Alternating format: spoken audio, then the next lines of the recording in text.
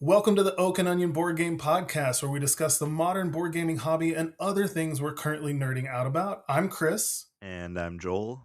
and we are here to remind you that whether across the country or across the table, the best things in life are enjoyed with friends.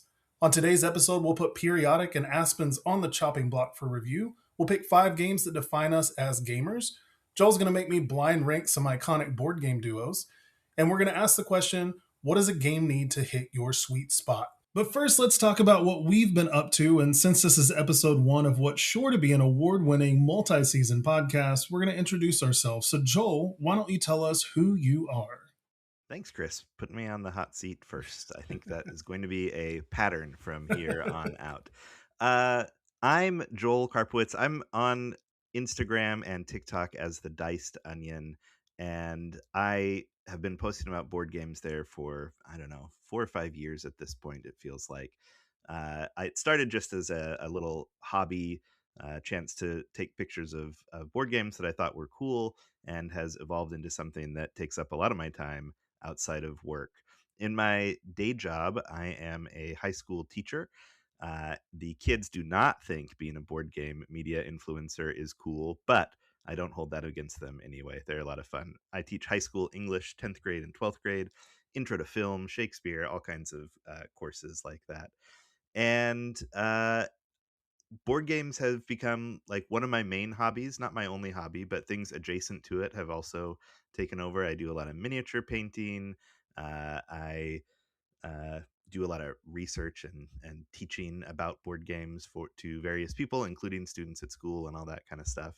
And I think I have maybe reached the pinnacle that I'm probably going to ever reach. I wanted to tell you about this, Chris. I had a sale in our local game store.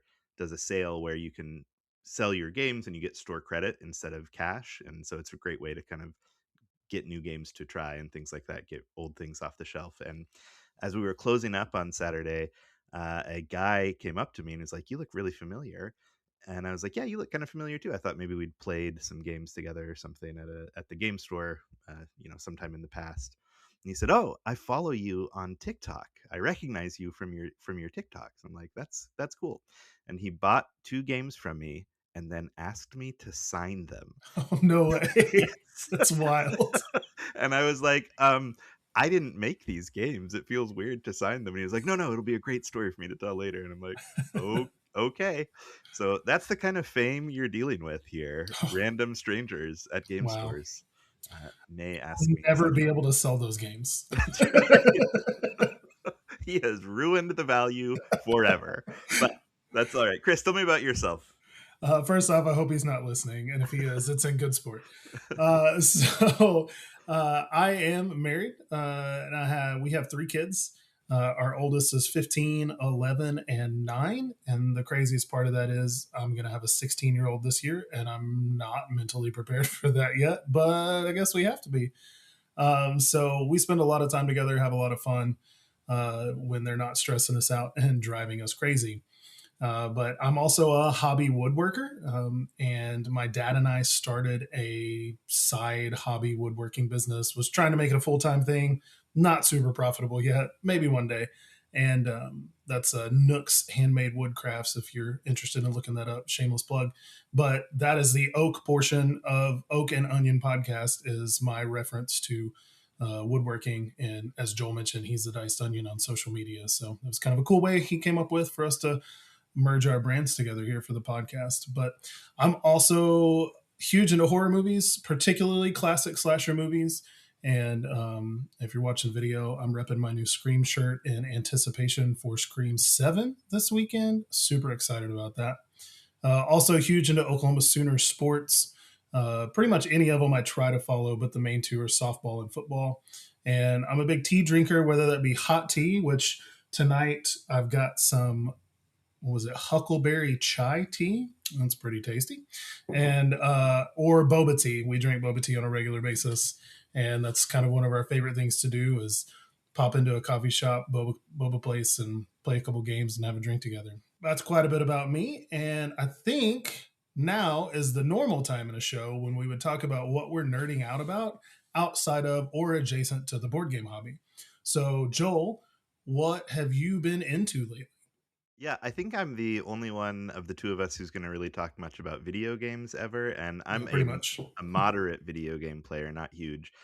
This is how moderate I am. The game I'm really into right now was big, like, 2 or 3 years ago, so that's my that's my, level here. But I've been playing Baldur's Gate 3 lately, and it is super fun. I never have done an RPG. I've never done, like, Dungeons& and Dragons or anything, and so I'm actually kind of learning how it works through playing this video game and understanding how like the different roles work and stuff like that. It's a lot of fun. The story is really great so far, and I'm really getting into it. So yeah, I highly recommend it. If you like me are 2 or 3 years behind the times, Baldur's Gate 3 is pretty good. I think it was on sale recently, which is why it ended up in my PlayStation shopping cart. But Nice. yeah, I have wanted to get more into video gaming, especially because there's so many adjacent themes and really cool stuff that tie into the board game world. And like Red Dead Redemption, the newer Zelda games I hear are amazing. But I just the extent of my video gaming is Minecraft Dungeons with my 15-year-old or playing Wii Sports as a family. So not super in depth. I played a lot of Halo in high school and college, but not a whole lot since then. nothing wrong with that. That's no problem. What about you though? What have you been like watching these days? So a few things. Number one, the Winter Olympics just ended. We didn't Yeah. quite get this recorded during the Olympics, but I am a huge fan of the Winter Olympics. I honestly prefer it to the Summer Olympics. I think some of the sports are just a lot crazier and more interesting. And I saw a funny thing on social media that was like, "Hey, we should do Winter Olympics too. What do we do?" And somebody threw out, "Well, we run in the summer. Why don't we run with giant blades on our feet?" Hey, that's a great idea. Um, we do gymnastics and dance around. Hey, why don't we do that with blades on our feet? It was just like laughing at how dangerous all of the winter sports can be. But the highest medal count I think we've ever had at a Winter Olympics Games as Yeah. the United States, so that was really cool. And the women on Team USA definitely showed out and performed and racked up the medals for us. So that was really cool. We had a lot of fun watching different I sports. Me too. I got into it. I watched a lot of curling Yeah, for a while. absolutely. It's the It's best. fantastic, super So good. cool. And I sort of like in a plutonic way, fell in love with the figure skating teams. Like they're so nerdy and so like fun. It was just really fun to see, what I think growing up I thought of as like this kind of, snobbish, elitist sports Sure. and things, just be like dominated by these like nerds who are opening Magic the Gathering packs and things like during the closing ceremony Yeah, yeah, yeah. and stuff like that. I don't know. I thought it was super fun. I watched a lot of that also. Good stuff. And there was a lot of skating to alternative, more edgy music, it seemed like Yeah. this year, which was really cool. So that was a lot of fun. My wife and I also have jumped back into Only Murders in the Building. Oh, yeah. We had watched the first three seasons a couple years ago and had been watching other stuff and just hadn't gotten to season four and season five yet. So we're almost done with season four. And I wasn't enjoying it quite as much as I remembered enjoying the first few seasons. And at first I was like, well, is the formula kind of getting stale at this point? Is it very samey? And then all of a sudden the past two episodes we watched, not that it changed much, but some things happened that really drew me in. And I was like, no, okay, this is still really good. We're gonna keep watching it. Not that I would stop because I'm a completionist and I can't stop in the middle of a show. But have you watched that at all? Oh, yeah, yeah, we're big Okay. fans. I don't Like think we've watched the most recent season yet, but the yeah. whole dynamic of Steve Martin and Martin Short, who have acted Oh, together for decades, right? And they're just yeah, so good together. And then Selena Gomez's dry sarcasm just fits in with them so well. yeah, And I think my favorite thing about the show is they could easily make that dynamic very creepy with these old men spending too much time with this young woman. But they're really just like her weird, eccentric uncles, yeah. and that just accept her as the weirdo that she is in the show. And I don't know, it's a lot of fun. I feel like that dynamic has sort of spread beyond just the show too. Like whenever you see them on like the red carpet and things, they totally are like protective of her and Sure, just like yeah, they seem to all love each other so much. Yeah, it's a good show for sure. We like that one a lot. yeah. And the last thing I'll say is, I mentioned Scream 7's coming out this weekend. By the time this airs, it will have already released in theaters. But I couldn't go watch the seventh one without rewatching 1 through 6 for the umpteenth time. And our 11-year-old has really been wanting to watch Scream. And so we decided to let them watch it with us this time as we watch through the series. And we just watched 6 last night. And they're not all the best movies. I think from top to bottom, it's a better series than a lot of slasher Yeah. series. Um, but the first one is in my top 3 movies of all time. It's Yeah. very special to me, and it holds a very nostalgic place as being really the one that got me into horror and scary movies. And that's a whole long story we won't get into today, but I hated it the first time I saw it and couldn't sleep for a week. But then as life goes, I got introduced to some other movies that opened me up, and I was like, wait a second, I got to go back and watch this, and just fell in love with it. And Yeah.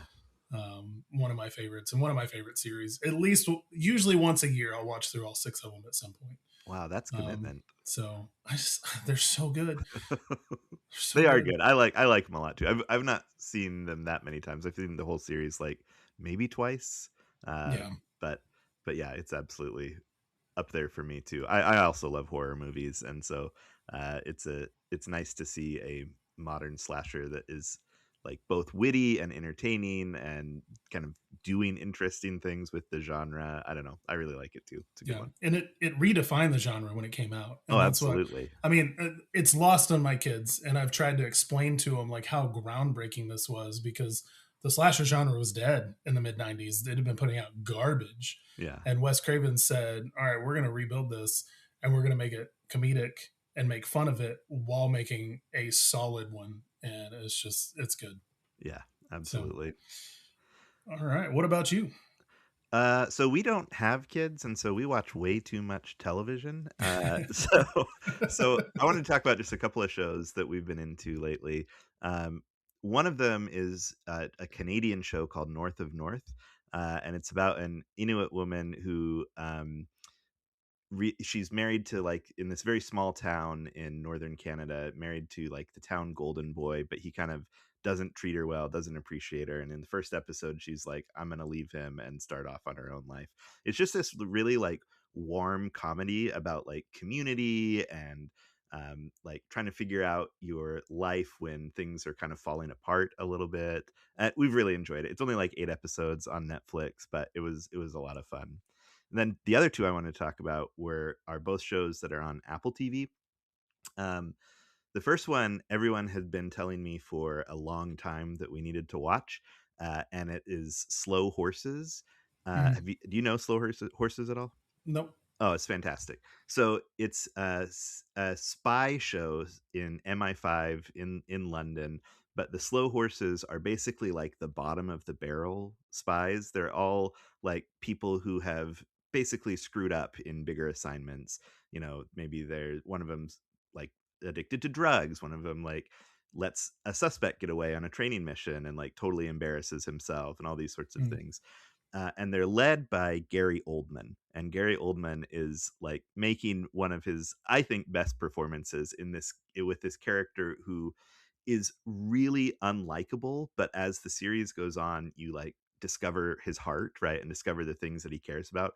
You know, he's the kind of boss who will never tell you you've done a good job. He'll always tell mm, you that you screwed things up, but also is going to like defend you when it really matters and things. And so every season is, you know, I think it's 6 or 8 episodes, something like that. There's 5 seasons right now. And they're all kind of standalone stories. They're based on a series of novels and things, but it's really delightful. And if you are into any like Tinker Tailor Soldier Spy or anything like that and want to see a complete 180 Gary Oldman, but still Gary Oldman, I can't recommend it enough. We burned through those really, really quickly. And then the other one is one we are still in the middle of watching right now. And I did not think I would have any interest in this show at all. It's called Drops of God, and it's about wine connoisseurs, basically. And interesting. I have no interest in wine. I'm not a drinker, anything like that. But like, It's based on a manga, actually, which is another element that doesn't seem like Interesting. it should fit. Hmm. This woman who is estranged from her father and has been for, like, 20 years. When she was a small child, he wanted to teach her all about wine, and he, like, let her drink and was doing all these things, and she passes out, and the mother finds out and basically is like, "I can't believe you let our, 7-year-old child drink wine," leaves As him you and should. right, as one would expect, and they have no contact. And then he dies. So 20 years later, he dies, and he, in the intervening years, has like collected the world's largest wine collection, worth like hundreds of millions of euros. And instead of like leaving it to her, he actually sets up a contest between her and one of his best wine students, this Japanese guy named Issei, and they're going to compete to determine who's going to get this inheritance, this huge, like, life changing amounts of money, right? Still, maybe none of that sounds very interesting, but, like, the way they film the kind of experience of drinking wine, and like, brings the senses to life in this, like, really visual way. So she'll, like, take a sip and, like, there'll be, like, an explosion of color or something as she's, like, processing these different flavors, or you'll see her in her memory palace, right, trying to figure out, like, what are these things that I'm tasting here? And along with that, there are twists and turns in the story that get really compelling and interesting, jumps all around in time, all kinds of things happening. It's really addictive, and I didn't expect it to be at all. Like I said, I couldn't care less about wine in my own life, but as a show, they really found a way to make it super compelling and interesting, almost like wine tasting as like a superpower, it seems like, as they're like able to figure things out. And it's really good. So yeah, that's what I've been watching lately. We've been nerding out on things that we don't actually experience in real life. So What's that one on? it's on Apple TV also. Oh yeah, Yeah, one of the ones I don't have. So yeah. Well, maybe hey, maybe one day. maybe one day. Yeah, you gotta rotate them. You can't keep them all Sure. at once. You gotta. I've got too many things to watch on the ones I have. I don't have time. That's the problem. Well, it can't all be like watching stuff. What are you reading these days, Chris? So I will start by saying I'm not, haven't been for years a huge reader. And one thing that I'm sure will come out on the podcast over time is that I am a huge Star Wars fan. You could say nerd. I didn't grow up on it though, so I don't know all the lore and all the everything. The first Star Wars I watched was Episode One in theaters because my girlfriend at the time was like, "This movie's amazing. I've seen it 6 times. You have to go see it with me." Wait a minute. Hold on. Okay, Did you say that was the first Star Wars movie you saw? yes, that's correct. We'll Episode we'll get one. it. We'll get into that later. That's a whole. I mean, I say all that to say I love Star Wars now. I didn't grow up on it Gotcha. because my parents weren't into it, so I was never really exposed to it. And anyway, so fast forward to now, I have watched pretty much everything except for some of the vintage collection on Disney Plus. But we were watching through the Clone Wars um, over time. This has been about a year and a half ago. And one of the things that happened in one of the episodes just really struck me of they mention all of these things that get to the history of the galaxy, but they don't dive into it. And I knew there were a ton of Star Wars novels. There's more than I even realized at this point. But all that to say, at that moment, I said, I want to read some stuff and learn more about this galaxy. And so I reached out to a friend. He recommended some stuff. So, summer 24, I started reading some Star Wars novels. And I don't read a lot. I read when I'm going to bed at night, as long as I can stay awake, basically. Instead of audiobooks, I listen to podcasts. So I don't fly through books very quickly. So this won't be a major feature for me to talk about because uh, I might be in a new book by the time we start the next episode, but it's going to be part of the same series. But right now, I'm reading through the new Jedi Order series, which, if you're familiar with, you're going to say, oh, and I would say yes. If you're not familiar with it, it is a 19 book series Whoa. that follows one giant arc featuring one antagonist. So most of the novels, even if they're in a series, they still have their own, different antagonists or different specific things happening. This one is all connected through this mysterious race that is invading the galaxy from another galaxy, which in the beginning was weird because everybody's like, I didn't know you could do that. And it's like, with all the technology they have. So it's really interesting. It's set, I can't remember exactly, but several years after episode 6 in kind of the New Republic era.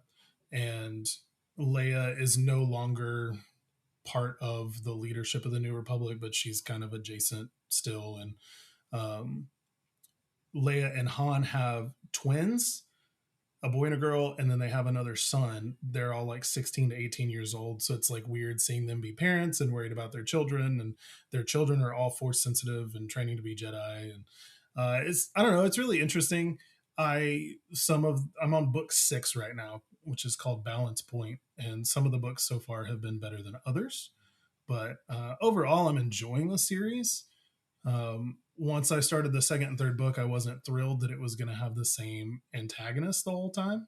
Right. But they're finding ways in each book to explain more about this mysterious race and focus on different characters of the race and what their roles are and who they are as pertains to this war and invasion that they're participating in. And it's introducing other Jedi and other planets and systems, and so they're trying to keep it fresh, even though it's kind of it's. I'm afraid by the end of it, I'm going to be like, okay, I'm glad I'm done with that. But um, as of right now, the one that I'm on, book 6, is pretty interesting, and I'm enjoying it. The previous two, and the weird thing is, it's this big series, but there's duologies inside of it that are written by the same author and kind of tie together more than other individual books. And so the one I just read, the two before it were really good, and I really like that author. He's written some other Star Wars stuff that I've read, and I really enjoy his writing style. And that's another thing. Most of them are, it's a bunch of different authors, so the books don't always feel super connected Mm, style wise. right. And I've read reviews of them, and some people loved some books and hated others because of the writing style. So that was a whole lot of information that everybody probably is like, oh, why am I listening to this podcast? But there's my in-depth explanation of what I read and where I'm at in Star Wars Legends canon. So Nice. it's a lot. I didn't mean to go that long. So thanks for hanging with us here. So Joel, what have you been reading? Like I said, I'm an English teacher. I do books for my job all the time. And so usually when I come home, it's one of the reasons I do like miniature painting and stuff is I want to kind of get away from reading sometimes. But I Sure. still love to read. And I read a lot of horror novels as well as watching horror movies. And right now, one I'm reading is called Bat Eater and Other Names for Cora Zhang by Kylie Lee Baker, and it's really interesting. It is set during COVID-19 in New York, and the protagonist Cora Zhang is Asian American. Obviously, she and her twin sister are living in New York. She does crime scene cleanup as part of her job, Hmm. but the biggest thing is that she's very. I don't know if the term OCD is correct, but like very wants everything done in a certain way. Feels almost like um, along with that she's kind of a passenger in her own life. Her sister Delilah is like the beautiful one that everybody likes and things like that. Well, one day early on in the novel, they are on their way home, and this white guy pushes her sister in front of a train, and Hmm. she's killed. And then Cora starts to get haunted by what she thinks is the ghost of her sister. And it's really interesting. There's like Chinese mythology and kind of views of ghosts and things in it. There's the COVID, the pandemic, and kind of how that has changed life and things. And there's her own kind of self esteem and trying to figure out her place in the world. And all these things are converging as she tries to figure out like how can she get her sister to stop haunting her. Does she want her sister to stop haunting her? Is it actually her sister that is haunting her? All those sorts of things. So I'm really enjoying it. It was on a lot of best horror of the year lists that I read for 2025. And so I added it to the top of my reading stack for 2026, and it's pretty good. It's holding up so far pretty Hmm. well. So yeah, I'm liking it a lot. That does sound interesting. If I ever break out of the Star Wars realm, which I have some, that's not all I've read, but uh, that sounds like one that I might enjoy. Yeah, definitely. Yeah. All right, well, let's get into some reviews, shall we? Yeah, that sounds good. We want to start every review segment with our little disclosure policy. Well, Oak and Onion does accept review copies of games. That doesn't change our review approach. Previews and sponsorships, other relationships, we'll talk about them, we'll identify them, as will how we receive the games we review, whether we were sent a copy from the publisher or purchased it ourselves. Our goal is to have honesty and integrity in our reviews and hope that you can trust us to tell you what we really think. So now we're going to get to what we call the chopping block for the games we're going to be reviewing today. All right, so Chris, what are you putting on the chopping block today? So today I am throwing Periodic, a game of the elements, onto the block. This is actually a review copy, the only review copy I have ever received. And I need to start off by saying I'm sorry to Genius Games because it has taken me way too long to do any coverage over this game. But here we are. So, Periodic was published by Genius Games back in 2019. It is designed by John Covey and Paul Salomon. It plays 2 to 5 players in about 40 to 60 minutes. It is a rather light family weight game. In the game, players are collecting sets of elements and advancing their research by moving through the periodic table, which is your game board. The game board is a representation of the periodic table. One negative review on BGG was like, it's not the full periodic table, which no, it's not, because if you know the two inset sections that are, an inset of 2 rows that are a whole bunch in a small space, uh, they couldn't really fit all of that onto the game board and keep the game as simple and smooth as they did. Right. So that's kind of a non-issue to me. They do still represent it, and they have the numbers and the cells there. But I just thought that was a funny negative review, something to nitpick about a game that literally nobody else is probably going to care about. But so on your turn, you're triggering one of 5 periodic trends to move your flask around the board. And you do this in one of 2 ways. You can either pay to take multiple movements, and that costs energy tokens. You pay 1 energy token for the first trend you activate, and then 2 energy tokens for any other trends you want to activate. And you can do this as many times as you can afford with your tokens. And you can even trigger the same trend multiple times. And so you can pay to do multiples, or you can take 1 movement, triggering 1 trend for free, and then you gain all of the energy tokens from that trend that had previously been paid to trigger it. And for each movement you take, you can move up to 5 spaces following the direction of the chosen trend. And I'm not going to get into it, I considered, but it's super wordy. Uh, each of the 5 trends deals with some element, for lack of better word, of the elements on the table. So you're increasing some number that is centered around the element, whether it's the atomic radii or I just went blank on the rest of the names because I didn't write it down. But you're moving based on the numbers and the relations of the elements to each other, and you can move up to 5 spaces for each movement, following the arrows of the one that you chose. After you move, for each movement you trigger, if you end on an element that's part of an active goal card, you get to place a research cube onto that goal card. And so if you move 3 times and all 3 times land on a space that there's a goal spot for, you can place your cube on it. And at the end of your turn, after you've done all of your movements, if any of the goal cards are completed, meaning a single player has fully researched all the elements on that card is now complete. And since you're the only person that can do that on your turn, that would be you triggering it. You gain the card and just place it on the table in front of you. It will score points at the end of the game. And any other player that had researched elements on it will get point tokens. Since they didn't get the card, you still get something from it. If you had 1 cube on it, you get 3 points. If you had 2 cubes, you get 5 points. So another ongoing goal that could be triggered at the end of your turn is there are 8 element cards. You've got 4 kind of splayed out on a half circle on each end of the board, and those cards represent the different element groups of the periodic table.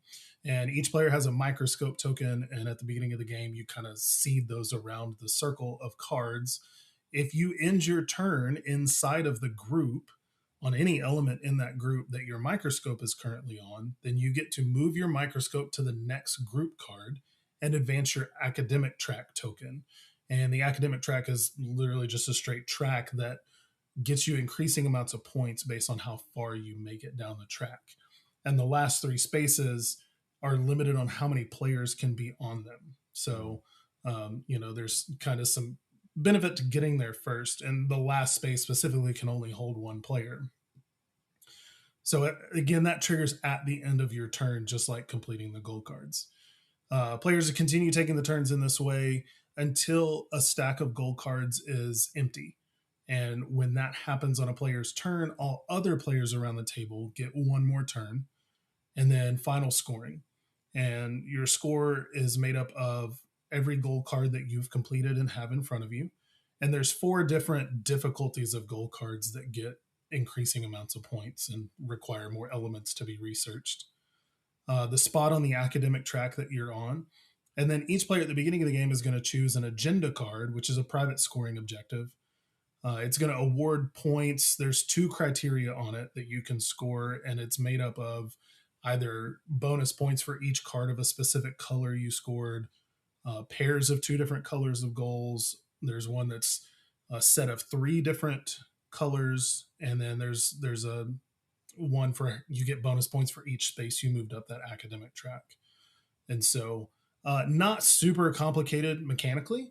Turns are pretty simple. Once everybody has a grasp on the game, it can move fairly quickly turn by turn as long as everybody's paying attention, which doesn't always happen when you play with a 9 and 11 year old. Not speaking from experience. So let's get into some thoughts with that.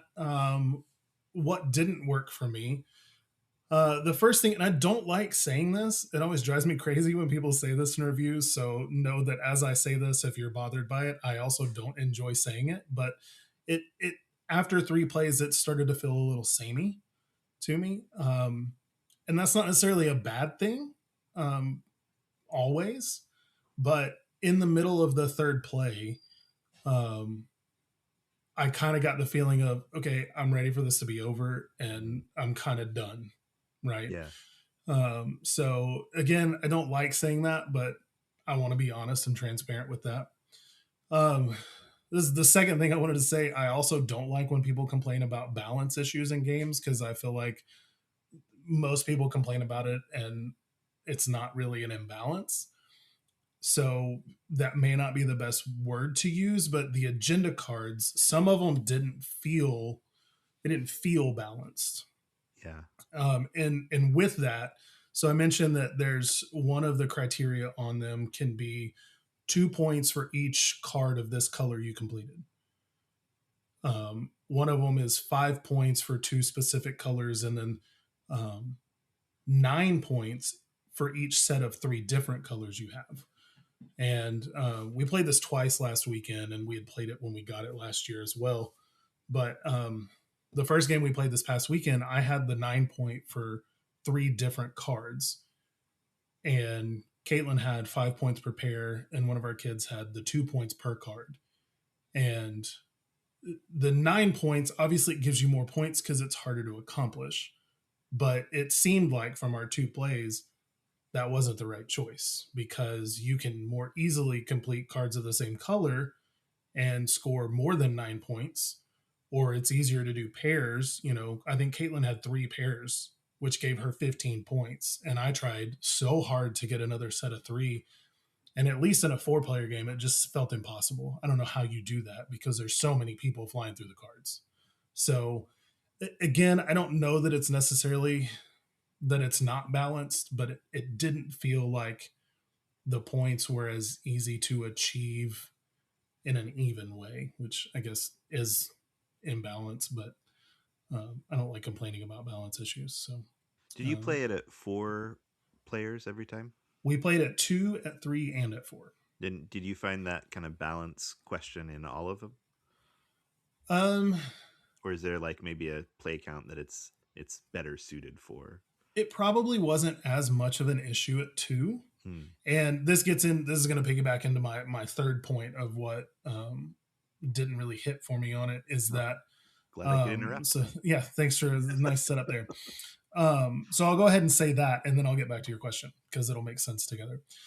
So at higher player counts, I wanted to play it at 5, and we were trying to, but we just didn't have time to before we recorded this. Um, at least at 4, the game felt less strategic and more, and like I had less control over the outcome of what I'm trying to accomplish. Because when a goal card is finished, a player takes it and flips the next one up. If, let's say, you take the turn after me, Joel, and you complete one, then the next one that's flipped up might be one that I need and could accomplish on my next turn. But somebody sitting in between us can also do that. Hmm. And that can happen multiple times. Like, I think there was a round where all 4 of us completed a card that we hadn't even touched in a single turn. And our 11-year-old was getting very frustrated by that because they were trying to plan and had plans, and cards kept getting taken from them before they could finish them. And I mean, that, and we kept telling them that's just part of a game like this, right? You can't take that personally, but it just felt like you had less control over what you were trying to accomplish because of there being more turns in between yours. Yeah. At 2 players, it was the complete opposite, because there's not as many players vying for the cards, so you have more time. You can take a couple extra turns to try to complete multiples at a time, possibly. And a 4-player game is just not possible, and I feel like 5 would be even worse. A 3-player game was kind of in the middle. I think personally, I didn't really. I remember when we played it the first time, and we even talked about it. Caitlin and I did, my wife, um, that we remembered thinking it would be better with more players, and I'm just not sure that I agree with that at this point. Yeah. Um, and so, and the reason for some of that, and why I wanted to get to that before I got to what you said, is the goal card stacks are always going to have the same amount of cards in them, regardless of player count. Gotcha. So, to answer your question, at a lower player count, you have more of a chance to complete more cards to score higher on your agenda card because there's the same amount of cards as there are in a 4-player game, and you're not going to complete as many because there's 3 other players vying for them. Sure. So I think that went back and answered your question there. So um, all that to say, what worked for me, and I want to say this first is, and be very clear, it's not a bad game. Like, it's a solid game, and I believe that it definitely deserves a spot in the hobby. And there's a lot of collections that it deserves a spot in. I'm personally, with my gaming taste and where I'm at, I'm not the target audience for the game, right? Right. And so I think that's very important. So some things that I did like about it, the theme is really cool, right? Like, there's no other game thematically like it, right? I don't think there's another game about the periodic table. Definitely not one that the mechanics tie so well to the theme. And all of the goal cards, there's actually like um, real life things that the elements make up that are referenced on the goal cards. So, it's not just random stuff. Like, they actually, the science theme of the game comes through in the gameplay. And I think that's really cool. And I did enjoy that aspect of it a lot. The artwork and the iconography and the design, graphic design, were very clean and clear. I thought it looked great on the table. The components were really cool. All of your pieces are wooden, your little flask and microscope, and so they look really cool on the table. The 2 best things about the game and why the game exists and deserves space is it was fantastic for the kids. It was very engaging. They had a good time with it. Our 11-year-old played it Saturday and Sunday with us so that we could test it at 3 players. Our 9-year-old, who didn't seem to be having the best time in our 4-player play of it on Saturday, was super upset that he didn't get to play it Sunday evening because he had to go to bed. But I didn't think he was liking it that much, but then apparently he liked it more than I thought he did because he was upset he wasn't going to get to play it again.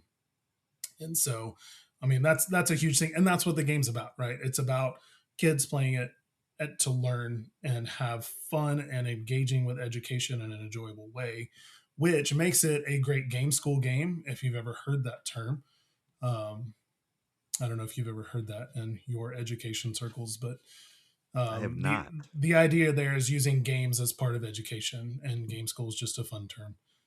So if you're a teacher, especially a science teacher that wants to use games in the classroom, or you're a homeschool family, I think this is a game you have to have because it's engaging for kids. It looks great, and it's going to help them learn the periodic table and learn about the elements and things that they combine to create.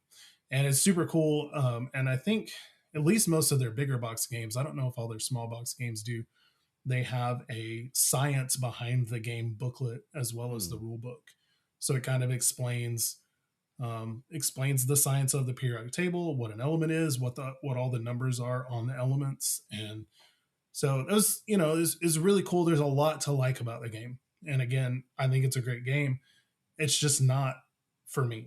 personally, and so uh, we kind of came up with, when we get to this point of our review, since it's our first episode, we're going to have our own kind of rating system, and it is going to be, is this a prize? Is this going to stay on our shelf in our collection? Is this a game that we just want to play periodically? Pun not intended. Or is this a pass? Is this a game that we don't need on our shelf and we'd rather not play? So I'm going to say this, and I'm going to break the rules a little bit because it's my podcast and I do what I want. For me personally, I'm going to say pass only because it's not my style of game. I'm not the target audience, like I said, and it's not one that I'm going to pick off the shelf. Now, if my kids said, "Hey, I really want to play that game again," well, I'm going to play it with them and we're going to have fun because it's still an enjoyable game and I want them to have fun and engage with education in a fun, enjoyable way. So that's how I'm going to rate that, is a pass for me, but and I probably would sell it or gift it to somebody actually, but I think they want it to stay around for a little bit. So we'll see if they want to Yeah. pull it out. If they do, then I'll happily play it. Nice. I just want to go back to what you said there at the end, which was, I believe, it's your podcast and you'll do what you want. And It's I'm our gonna. I podcast. feel. I feel like we've already got a rift between us here. Let's not start drama on our first episode. You know what I meant, Joel. I do know what you meant. Cool. Thanks. Thanks for sharing that. Sounds No problem. And interesting. spoiler alert, Joel's going to break the rules too, so that's part of why I said what I said. So, uh, What? I definitely will never break the rules. I'm a total rule follower. all right. Uh, Well, that was Periodic from Genius Games. And Joel, what are you putting on the chopping block? Yeah, I'm going to put up Aspens by Ludivore Games. This is a review copy that we received. My wife, when we were at PAX, was really interested in it. It's a very beautiful game, as I'll talk about. And she actually was the one to talk to the publisher and see if we could get on their review lists and things like that. And we received a copy a month or two later. They sold out at PAX, so we were like, no, you don't need to sell us, or you don't need to give us one of your copies that you can make some money on here right now. But they did send us a copy a month or so later, a month or two later, and we've had a chance to play it a few times. This is published, as I said, by Ludivore Games, and it was published in 2025, designed by Neil Edwards and Luke Roberts. It's a two-player game that plays in probably 20 to 30 minutes. The box says 20 to 45 minutes, but as I'll talk about, I think that it's probably going to be on the lower end of that more overall. And it's a really light game. It's an abstract game with a forest theme, and your goal is to kind of control the forest. And the forest is made up of a bunch of hexes. So let me tell you how the game plays a little bit. As I said, there's a hex grid, hex board where you have 6 directions. You've got east and west, then you've got northeast, northwest, and southeast and southwest. There's no north or south on the board, which will make sense when I explain a little bit how the game plays. In that board, there are 3 different locations where the hex is actually water. And by those water sources, you're going to seed, each player is going to seed 7 trees. You'll put 1 by each water space, and then you have 4 other trees that you can decide how you want to break them up. every hex can hold up to 7 trees total, and each hex can only hold one type of tree. So if I put trees in that hex, Amelia can never put trees in that hex, right? You're not fighting for Mm. the hexes themselves. You're fighting for control of the forest as a whole. So every turn you're going to roll 2 dice, and one of the dice has numbers 2 through 7 on them, and that's going to tell you how many trees you'll draw from the bag based on how many hexes you have that have that many trees in them. So if you roll a 3, then you count the number of hexes you have that have 3 trees or more in them, and then you draw that many trees out of your little bag. Uh, and then you get to kind of place them where you want to, sort of, because you also have to roll a direction die. So remember how I said there's 6 directions on the board? It's because it's a 6-sided die, right? And so the direction die tells you which way the wind is blowing. So if it's blowing to the west, then you can place your trees to hexes that are west of hexes where you already have trees. Or you can put them in the hexes where you already have trees, or you can put them on the 2 directions that are adjacent to that. So you could put them, again, if it's going west, you could put them west, northwest, or southwest of any place where you already have hexes. You try and block off sections of the board, because if you do that, then all the hexes that are behind that blocked off space become yours, and you get to put 1 tree in each of them to indicate that they belong to you. And when the board is full, the game ends. So that's really it. It's a really simple game. I think you can pick it up very quickly. And I think that's mostly good, though maybe has a couple of downsides too. So, like you, I'm going to start with kind of what didn't work for me. So, for Can I yeah, yeah, interrupt and go ahead. ask you one question? So just because I might have missed, I'm curious. So you mentioned if you block off a section of the board, you get it all. hmm So are you putting trees out still, or are you just creating a line that then the other player can't get across? Both. How exactly does that work? So once you've created a line that the other player can't get across, right? Because if you can only place adjacent to hexes where you are, then if you block off that section of the board, they'll never get trees there. So Okay. that means then you take 1 tree out of your bag for every hex and put it on that hex. Okay. Okay, So so you're you have, still going to place trees yep, on them, but only but one tree. So remember, when the dice are rolled, it starts at 2. So you don't get to count all those, right, for being able to, jumpstart to get hundreds of trees out. You just get gotcha. one for each of them. It's Okay. it's it's sort of like Through the Desert in that way, right? Like if you Okay. cut off a section of the board, then you control that section. Sure. Okay. So Yeah, that makes sense after that. Yeah. yeah, Thank you. so things that didn't work for me quite as much, I felt like, any game that is dice driven is there's going to be an element of luck to it, and some people hate that and some people don't mind it. I overall don't mind it, though there was one of our plays where I was 2 hexes away from being able to close off a big section of the board, and Amelia was kind of approaching that section, and I couldn't roll the wind blowing Mm, in a direction that I could actually build it. Like three that's a turns in a bummer. row, I couldn't do it. And so eventually she was able to come off and cut me off from being able to close that off. So that can happen. Now, again, it's a 20-minute game, 30-minute game, so it's not like the end of the world, but that is a possibility. Um, let's see. The hexes can hold supposedly up to 7 trees total, but that's actually kind of a challenge because the pieces are a little too big to comfortably fit 7 pieces in there. I Okay. had these little pine trees that were triangular shapes, and I couldn't really get them in there. Amelia had trees that were, I don't know what kind of trees they were supposed to be, but they had flat tops, and she was stacking them vertically to try and get them. Because you do want some hexes with a lot of trees in them, so that whatever number is rolled, you'll be able to get some trees out of your bag. That was a little bit of a challenge, I thought. And the other thing is the board. It's big enough, I think. I mean, it's plenty big, but it does get crowded. And at a certain point, as you've started cutting things off, you've got a ton of little hexes all over there. And so if you're trying to add something in the middle of the board, I could really easily see like knocking things over. Yeah. Or if you have dexterity issues, right, that could be a challenge to try and get some of those trees in there in the places where you want to be. Have you played Evergreen? I have not. Uh-uh. Okay, I had some issues with a friend with that, where like you play on your own board in that one, and it's dual layered, so each spot you put them, it's a little inset, but you can very easily just domino all of your trees over if you're not careful, and so Right. it sounds very similar issue there to that. Yeah, definitely. Um, The first game, here's another kind of downside that I thought was unexpected. The first game that we played ended in a tie because there's an even number of hexes on the board that you can place in. And for a two-player game, that seemed odd. Now, I don't know if we were just like really evenly matched that first game, but it seems like an odd number of hexes would have prevented a tie from happening.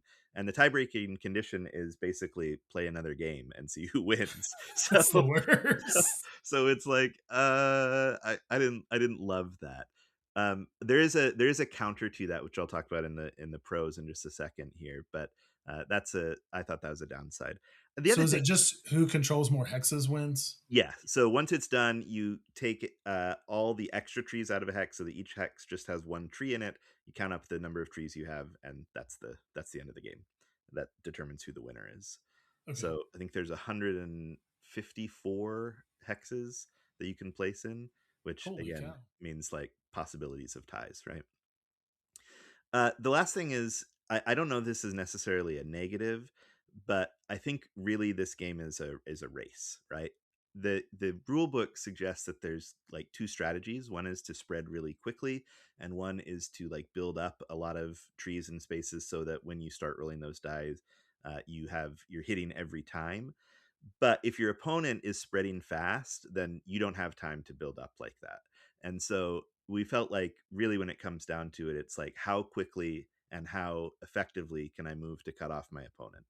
And so I don't know whether that strategy would limit things uh, too much or not. So if you're not if you don't mind that, right? There's plenty of games where that's the driving force is be the first to do this thing. Then I think this will work for you just fine. If you don't like that, if you want that like multiple paths and multiple ways to approach things, then I don't think you'll find this really works for you. For me, it worked fine. I think there's a lot of other things that are going on that really are pros for it as well. First of all, it's really pretty. It's an abstract game at heart. Um, those could be black and white stones on a plain wooden grid, and it would still basically work the same. But it looks really nice with even there's I know there's like some elevated upgraded trees and things that we did not buy or we did not get sent. It doesn't need them. The base version is still really attractive and really nice looking, and so I think Yeah, it that's looks. a I real was looking positive. at pictures. It looks really cool. Yeah, it's really nice looking. Like I said, I mean, we learned about it because we were walking by at PAX, and it's just like very attractive, right? It's very pretty on the table. Um, the fast gameplay, like I said, to me, it was a positive. It felt satisfying. I didn't mind that it was kind of a race. It was still fun to try and cut each other off and counter each other and see where we could get in the other person's way. Like all of that I think was still fun because both of us are starting from those same three lake tiles. You're always immediately kind of in each other's way, and so that I think is a positive as well. There are variable setups. Like I said, there's a counter for that even number of hexes in that there's a fourth lake hex you can put out. And that, of course, creates an odd number of hexes, which means that you're not going to end up with a tie anymore. Uh, and there are also multiple setups that are recommended in the rule book that you can like randomize where those lakes go in different ways. So there's setups that are equal in terms of there's not one lake that only is by two hexes or something like that, but give you different distributions for like what that race is going to look like, right? So maybe all three hexes are on one side of the board, and then you're all trying to go west as much as you can or something like that. So I like that there were those multiple ways to explore it. And though I haven't tried any of them, there are a lot of expansions available that increase complexity, or I know one of them kind of changes up how scoring is done, and one of them is more hex tiles, which would change the size of the map and things like that. And so I think if you find the game enjoyable, there are different ways that you can, get uh repeated new experiences out of it, even beyond what's in the base box, because the base box it's pretty simple, right? Like it's going to be that race for the most part. um so I like that there are some expansions out there that can change things around. And Overall, I mean, I think it was a really pleasant experience. I enjoyed our plays of this a lot. I think it was neat. We are always looking for weeknight games that we can play with very little setup and minimal kind of brain burn in order to, you know, post work uh, get some good quality time together, but not necessarily are we wanting to pull out SETI or something like that in those moments, right? And I think this is going to be perfect for that. So for me on the prize play pass list, it's a play. I really enjoyed it. I'm happy to play it anytime. For my wife, for Amelia, it's a prize. She immediately was like, "Yep, this is staying in our collection," and so it is staying in our collection. Um, and I will play it anytime she wants to play it. Though it may not be the first thing that I'm like pulling out to play all the time. I liked it a lot, and I'm happy to kind of give it a positive recommendation there for sure. Nice. So what made it a prize for her? Like, did she not have the same negatives you did, Yeah, or I think that's mostly what it is. I think the visual appeal was a lot for her, and more than me, she really does want those like evening games that are pretty light and you know, sure? straightforward. We didn't talk about it at the top of the show, but like right now we're playing a lot of Cozy Stickerville, and that's like the perfect after work speed for her, right? And I think this is similar in that regard, in the sense that there's not any complex rules to remember. It's just like, okay, what can I do in this moment that will get me closer to victory? And so that's I think what she was really enjoying about it. And she's an art teacher, and it's a beautiful game, and so Yeah, that's a pro as well. it looks gorgeous. So I'm curious because it's only two players. So is one player kind of the cool color trees and one is the warmer color trees? Exactly. Is that because Yep. looking at it, there's multiple colors and so I was like, well, Yeah. there's only two players. So okay, Yeah, that multiple was kind of colors, why. but they did a really smart thing in that the shapes are very different. So if color blindness is an issue or anything like that, then there's no concern because the trees look totally different as well. Okay, So that's good. yeah, yeah, pretty good. Well, that's what we're playing right now. What about the games that got us where we were, Chris? I thought we would talk about, you know, the 5 games that define us as gamers, and we're already running to an hour here, so I probably should have kept it to just 3, but I couldn't. I couldn't decide on just 3, so we went with 5. And we talked about maybe going back and forth for this, and one of us do one, and then the other does one. So why don't you start for us? What's one of the first games that defines you as a gamer? Sure, absolutely. I the first thing I'm going to mention, and these are in no particular order. This isn't a ranking. This is just uh, I kind of view this as a games that got me to where I am today as a board gamer. And so a couple of my picks are kind of funny, and I know Joel has one as well. But the first one I'm going to mention is Yahtzee. We played Yahtzee a ton as a family when I was a kid. I have so many fond memories around my grandparents' table, which is actually now our dining room table that I'm sitting at. So it's kind of cool to talk about this at this table. Um, Playing Yahtzee Sunday afternoons or Friday evenings, and shaking those dice up and rolling them and writing numbers. Yahtzee. There's some strategy there, but it's not the deepest strategy of a game. But the reason I picked Yahtzee is because one of our favorite types of games, me and my wife both thankfully enjoy these, and we have a ton of them, is the blank and right genre, right? Rolling rights, flipping rights. And Yahtzee's the OG Yeah, rolling right. And so, and I've been shocked at how many people that are part of the hobby never played it. We yeah, worked a convention, and another game I'll mention here is Dice Throne, because if you've ever played Dice Zone, it's Battle Yahtzee, right? yeah. And that's the video I watched where they explained it, and they said it's like Battle Yahtzee, and I was like, hold up, I've got to have this game just because that concept sounded so cool, right? So not only my love of rolling rights and flipping rights, but also Dice Throne, and that's played a huge role in our gaming journey. But how many people, when we've taught Dice Throne, are like, "Have you ever played Yahtzee?" And they're like, "No." And I'm like, okay, so, and then we have to figure out how to explain it a little differently because, you know, Yahtzee to me is something that I assumed everybody played when they were a kid because Sure. we played it so much, and, it's so popular and stores still sell it today, and there's better games out there. I haven't played Yahtzee in years, but every now and then I get the itch to play it. And so, Um, Yeah, I don't think I'd turn down a game of Yahtzee still. yeah, Like yeah. it's simple, but it's fun. Yeah, Kyle and I played it on BGA a couple of times. It's just, it's great, and it's super nostalgic, right? And so that's just the first one I want to mention is Yahtzee because it has fueled a love of specific genres of games because of how much I played that as a kid. Yeah. Nice. What about you? Well, my number one, I approached it sort of similarly in the sense that I really wanted to kind of think about the story of how I got into where I am with the games now. So mine are in an order, and the order is basically like what sort of introduced me to gaming. So I chose Uno for my first game, and that is kind of standing in for all the like games that I played with my family. And I specifically chose Uno because my grandparents, we used to go visit them every summer. We drive out to see them, and my grandpa was a really kind of gruff guy, right? Like he wasn't one to be too emotional or to be too touchy feely, but he had a really like dry sense of humor, and sometimes he would just crack me up like nobody could.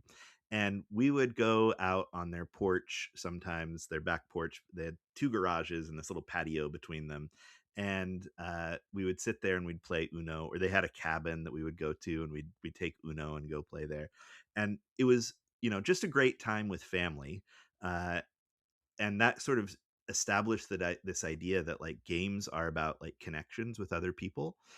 But the hilarious thing was my grandpa would cheat like nobody's business. He would drop cards down between the slats of the picnic table, and then if somebody caught them, he'd be like, "Alice," which is his wife, my grandma. He's like, "I can't believe you're cheating again," right? And like things like that, and just like do anything in order to kind of get the win as much as he could. And so I just have great memories of that. And I think Uno is one of those games that like lots of people play it different ways in terms of house rules and what can you match and what can you not match sometimes, and can you play multiples at the same time. If you have two three or two blue threes, can you play them all at once and things like that. And I see you shaking your head no, and in fact in my house you can, right? Like that's how you get rid of those cards as quick as possible. But uh I just have great memories of that. And so Uno, I could have thought of others, playing Trouble with my grandma, or the Game of Life with my Mhm. siblings and things like that. But like Uno really sticks out to me as like, man, games are just kind of fun with friends, right? Yeah, Or with absolutely. family and things like that. So that was my first pick. What was your Nice. number two? So my second pick, again, I'm going to break the rules a little bit because I'm going to combine three games because they're very similar. But in the most commonly known one is Spades.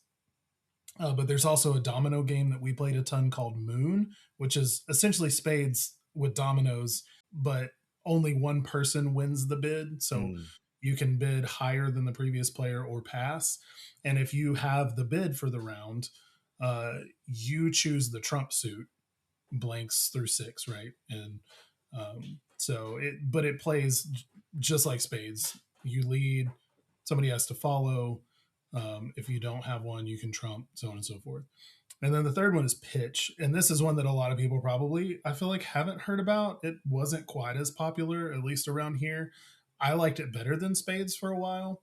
Um, and the bidding and the scoring is very different in the way that it works. There's only certain cards that score you points, and you're trying to get so many of them. But anyway, I combine all those together because one of my favorite mechanics is trick taking. And yeah. I remember it was probably a couple years into my gaming journey when I first heard about a trick taking game in the hobby. And I was like, hold up, you mean there's a game like Spades with a fun theme, different mechanics, different play, kind of way that you play the game, different scoring objectives, that kind of thing. But like you made Spades a real game. Yeah. And whether that be if you're playing, a group game, every person for themselves, like Skull King, whether you're playing cooperatively, like the crew, or, there's several two-player trick-taking games, which if you ever try to play Spades at two, sure, there's rules out there, but it's not fun. But Sail or the Fox in the Forest. And so all of these games, I just was blown away by the fact that designers took that idea and made a modern hobby game out of it. And it continues to be something. I mean, all plays cranking them out like crazy still. Right. Yeah. And the way that some of these designers are still coming up with new and unique ways to design a trick taking game that still is a trick taking game at its core, but the different layers they're putting on them. Yeah. And it's funny because my wife did not grow up playing trick taking games. She hated them because the only ones her family ever played, you had to bid, and that just she didn't understand the strategy of it, and she didn't enjoy the risk element of bidding and feeling stupid if she didn't get it and was wrong. And so when I first brought home the Fox in the Forest, she hated it, Yeah. and I completely obliterated her, and she never wanted to play it. Well, I realized it's because she didn't know how to play a trick taking game. And so it took some time and like helping her understand the rules and the nuances and the strategy and the card counting, and over time she's gotten to where she really enjoys some of them, not all of them. But we play the crew a lot as a family, and that's something that we probably wouldn't enjoy had I not been able to help her learn it, and had I not played them a ton as a kid. And so Right. that's my second. Nice. What is your number two? My second is jumping forward probably 30 years from Uno, right? There were signs along the way that I was going to end up being a board gamer. When my wife and I got married, we were poor college students and we needed things like plates and, silverware. And for some reason, a bunch of people gave us board games for Christmas, or for Christmas, for our wedding. And I remember we were like, why have they done this? We now have to go buy sheets, right? Things like that, right? And these were just like, games like Tribond, right? And things like that, like those old school games that you would get Yeah, at Walmart or Target and things like that. sure. we I sort of got into games a little bit when we were living in Georgia. I picked up a copy of Pandemic and thought that would be interesting, and I got into it. My wife wasn't that into it, and then we moved to North Carolina, and because of my job, I was the department chair at the time, and I felt a little bit weird, like hanging out with my coworkers, but I didn't know anybody, and so I was like, I got to figure out a way to get to know people. So I started going to the local game store and met some people that I really kind of clicked with and connected with, and one of them, over a game of Mansions of Madness, was like, "Hey, I have this game that I'm looking for someone to play with me." And the game, my number two pick, is Arkham Horror: The Living Card Game. And for probably a year, I went over to my buddy Joe's house like once a week, basically, and we played through. He taught me how to play the game, and we played through five, I think, of the cycles of Arkham Horror, and I absolutely loved it. I'm a horror fan, right? I think Lovecraft, I think, created this really interesting uh, set of uh, creatures and rules and ideas about horror that were so influential. And I have opinions on him as an English teacher, and I have opinions on him as the kind of person he was, right, which is horrible. That's But another discussion. that's a whole different discussion. But the world he created, and the way that game designers have really come to that and like fleshed it out and added a million things that he would never have wanted in his games into them, is fascinating. And this was like the first time I was like, oh, this, you can have like what I now know is called like a lifestyle game, right? Where it's like, I just want to play this thing and find new depth to it and new ways Sure. that it can surprise me and things like that throughout. I still love Arkham Horror. Joe and I have kind of fallen out of touch, but like this is still a game that I want to play like all the time. I have a ton of it in our house. I have this nice case for the cards, right? And even I mentioned the game sale earlier. I met a guy at the game sale, and he and I are like, okay, we both want to play Arkham Horror. Let's set up some times to start playing it. Right? Nice. It's just a game that is for me always one that I'm like, yeah, there's stories in there, there's gameplay in there that I really enjoy, and there's just a world that like feels pulpy and fun and invigorating in a way that I feel like not every game can. And so Arkham Horror is like the first game that like really got its hooks in me in a way that still has its those hooks in me too. So that's my number two. What's Nice. what's your number three? So my number three is going to be Terraforming Mars.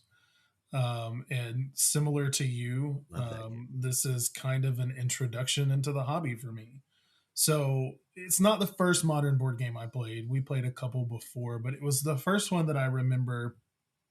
Number one, being so confused, like so lost. So my best friend that got me into gaming brought his friend that got him into gaming over, and they brought Terraforming Mars. And the guy that taught it, he was one of those guys that like he knew how to play it well enough, and he just kind of breezed through the rules and expected everybody to follow and know what they were doing. And I wasn't there yet because I'd never played anything like it. And so it was kind of frustrating in the moment because it's like I don't understand what's going on, and I don't feel like I can ask questions. And I'm sure I could have, but I didn't know him very well at the time.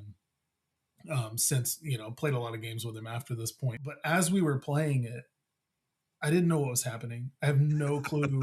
I'm sure I did horrible, and it was like an absolute like joke afterward about how bad this guy did at this game. But I remember thinking after the game, I don't know what happened for the last 3 hours, but I know I need more of it. And I need it and want it now. Right. And Yeah. so like I couldn't stop thinking about it.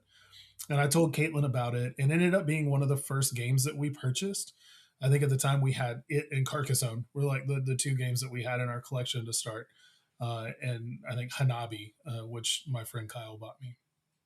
And I mean, a lot of Friday nights we were playing Terraform Mars. That's what we would do on Friday nights, just my wife and I, and introduced it to some friends as well. And out of introducing it to some friends, our game group that we had in New Orleans grew. And so it was just one of those things that that game was so pivotal for me Yeah. in my early gaming journey. And it's a game that we have almost all the content for until they started being honest about their usage of AI and things that I disagree with. And so I didn't back the most recent campaigns, but I've got the main expansions. I've got the big box, which is actually propping my laptop up right here in front of me so that I'm not looking down at it. But we've got the 3D tiles and everything, right? And it's a game that, even though we don't play it often, it's never going to leave our shelf because of how important it has been to us and how much we love it. And every time we play it, it's just like, man, I remember how much fun it was, and I'm still having a blast. And yeah, I could talk more and more about it, but Yeah. I'll go ahead and pass it back to you. That was my number three, Terraforming Mars. That's awesome. I think if my wife was doing her five games that define her, that would probably be on her list too. That was, I think, same similar to you, one of the first games that got its hooks in her. Though I'm going to talk about another one that did, and that is Gloomhaven, the giant Okay. box of excitement. Hmm. So I had gotten really into board games, and she was very supportive and would frequently play with me and things like that. Whatever I brought home uh, before the collection ballooned out of control the way it is now, she'd be like, "Sure, sure, yeah, we'll play it. Give me some time to get in the mood to play this game, and I'll play it with you." And then the pandemic struck, and we had nowhere to go and nothing to do. And I had recently gotten this giant box called Gloomhaven, and it is still my most played game because we played the entire campaign. I think we have 61 logged sessions, and I'm pretty Oh, sure wow.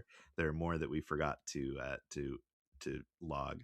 Um, and I, what a great experience this was. It was a bonding experience, right? Like it was a chance to really kind of connect when the world felt like it was falling apart behind around us, and we were able to like do this thing that was feeling like, well, we had control and we could make choices and we could, still find excitement and joy and fun and all those sorts of things.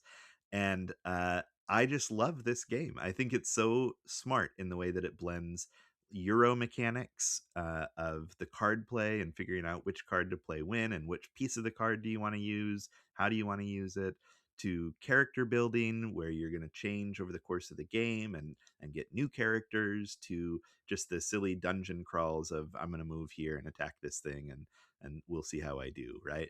Right. It's got kind of everything that I love in a game. And I know it's imperfect. I know the writing is not the best thing in the world, and there's some maybe flaws in some of the game design. And we've bought Frosthaven and haven't really gotten into that yet, partly because I think the experience of Gloomhaven was just so great basically from beginning to end that it's like it probably won't hold up for us, right? Yeah, Frosthaven, it might, but like I just worry that it won't a little bit, and plus, there are a million other games we want to keep playing too, but that one sure. stands out to me as kind of one of those defining moments in 2020 and 2021 where we were like, oh, we're both going to be in this together and we're both really going to have fun with this. And so that was pretty awesome.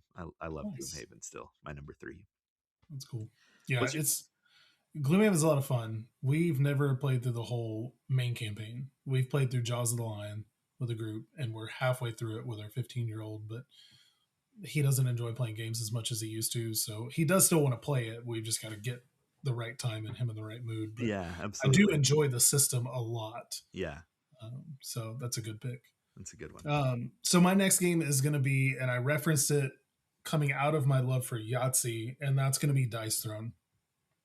And the reason I'm including Dice Throne is because it has been very pivotal in our gaming journey in several different ways.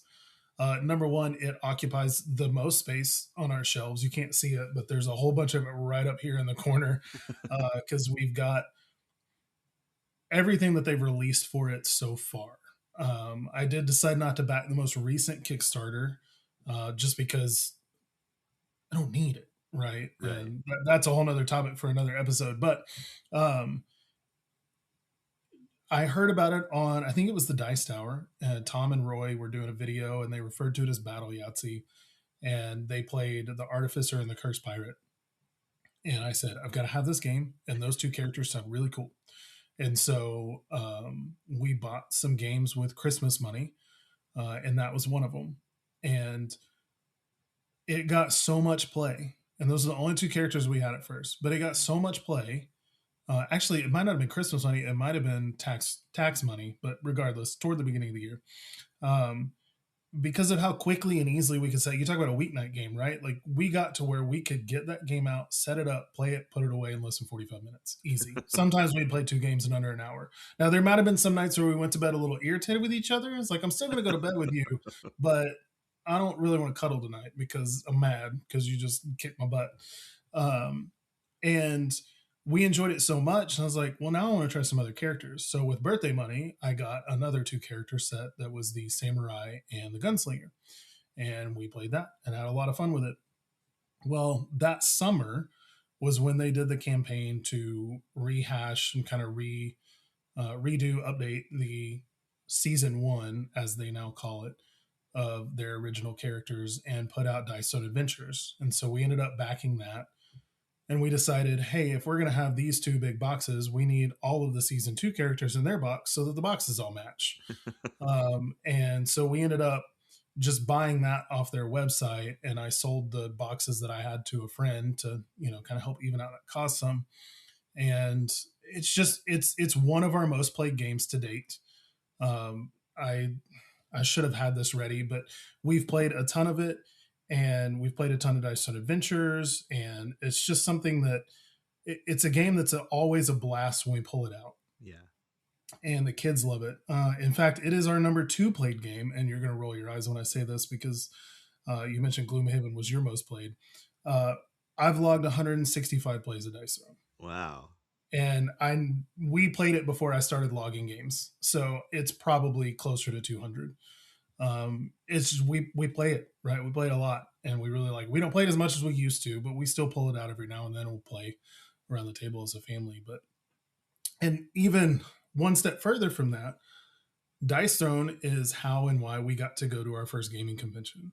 So I saw a post that they were looking for some help with demo staff for PAX South, which doesn't exist anymore, RIP. And we said, hey, we'll be there. Or we would like to be a part of it. And they said, yeah, come on. So we got Caitlin Samuel to watch the kids. We went to San Antonio for our anniversary and went to PAX South, helped demo Dice Zone Adventures all day on Saturday. Got to go to the convention for free. Got to meet, Gavin, guy from Roxley Games. We got to meet Nate, which is one of the designers of Dice Throne. Yeah. We got to meet several of the guys that are now like their team and have a blast and meet a ton of people and hang out in San Antonio for the weekend. And I remember leaving that weekend saying, okay, we've got to do this more. This was a blast. And we felt at home. Like, you just look everywhere. It's just a bunch of nerds hanging out, being nerds and having fun. And it's okay because everybody's there for the same reason. And so that kind of fueled our love for conventions and enjoying being a part of demo staffs.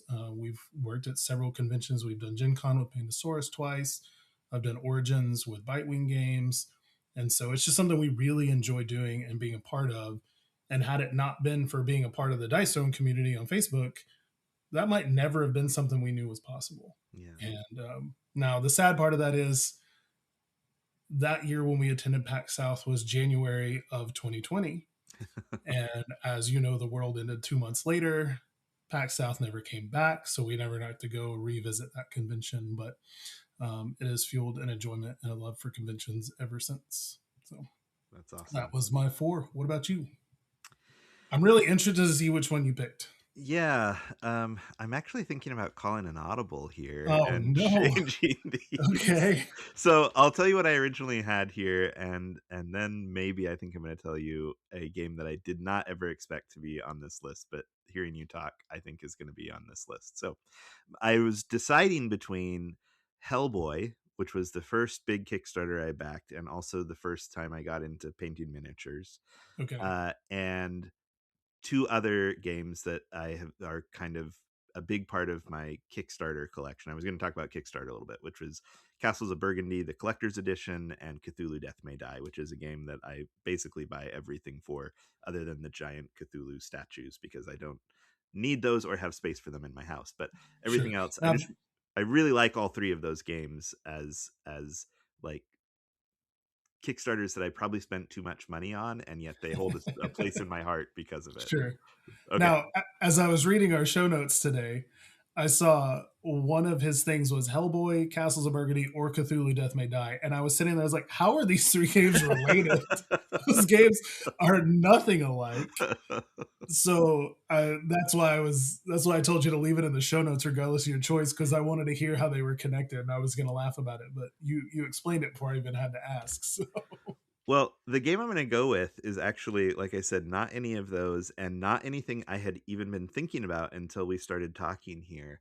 But I'm thinking about, okay, if this is games that define me as a gamer, a big part of my gaming personality right now is the social media stuff that I do, right? That sure. I love, as you talked about, getting to know the people the behind the scenes, working with publishers, talking with them, getting to know like their processes and things like that, and developing even Mm, friendships and things out of that. And I really do my best to not let that get in the way of the my evaluation of a game or think about that. But I brought to mind the first time I really felt like a publisher took a chance on me that I really appreciated, and that is Dawn of Ulos oh from yeah. Thunderworks Games.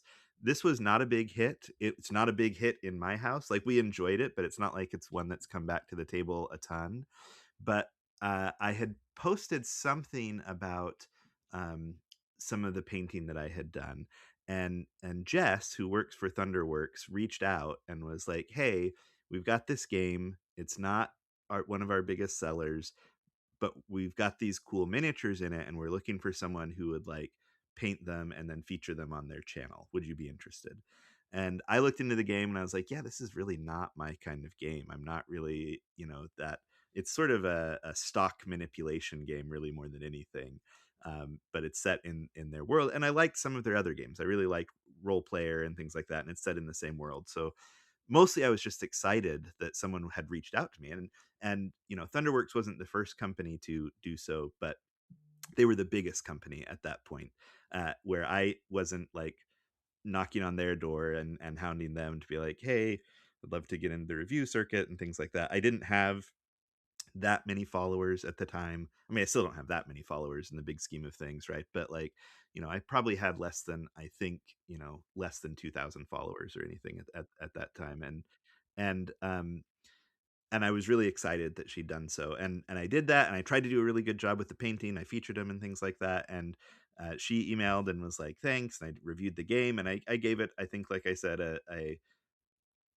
a review that was honest, that it wasn't really a game for my taste, but that like I could see what they were going for, and I think there were some good things there. And she wrote back also. And one thing I found in the gaming industry is that most publishers really do just want people to be honest, because if you can say Mhm. what worked and what didn't work for you, then just because it didn't work for you doesn't mean other people won't find those same things that you didn't like to be things they're looking for, right? Absolutely. And so that became a kind of friendship that, every time I see Jess now at a convention, it's like, oh, this is what great memories, right? Of